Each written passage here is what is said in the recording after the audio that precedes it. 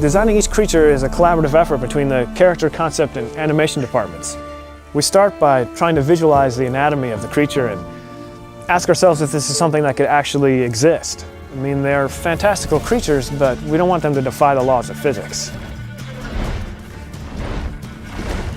In order to become the best monster hunter, you must first learn how to understand your foes. Books and essays usually give you the information you need, where they can be found, their attack pattern, and what they fear.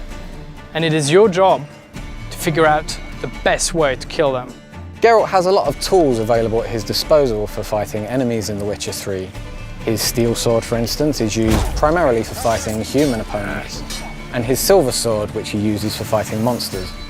Geralt can also use a crossbow for fighting ranged or flying foes that are trying to keep their distance from him. Crossbow is also very useful for fighting underwater against swimming monsters, such as the Siren. Harpies are vile feather creatures that fly around you and circle you. Now the only way to deal with them is first to bring them down. And that's where your art spell comes in handy. Sort of compressed air that will bring them down to the ground where you can finish them with your sword. Some monsters in The Witcher 3 can actually swim. These can attack the player while he's in the water and even go as far as attacking his boat. This can be really dangerous for the player if the monster has a natural affinity for water, such as the Drowner.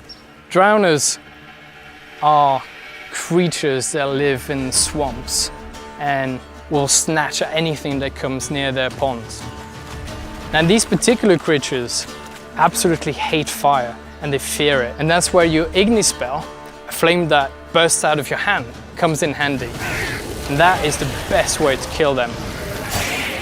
With the werewolf, a bomb filled with silver powder will take away his regenerative abilities. This will make it much easier for the player to defeat him after. The player can use weapon oils to coat his weapons that will make them do enhanced damage against specific enemy types. The real trick to using this, though, is to know when and where to use them, and that judgment is left up to the player based on his surrounding environment, the weather, and even territorial marks that other monsters may have left in the area. So we've created this complex behavior system in the game that actually allows these creatures to live in the world that they inhabit. They're never just going to spawn in front of you artificially, and they don't just interact with the player. They interact with each other and with NPCs.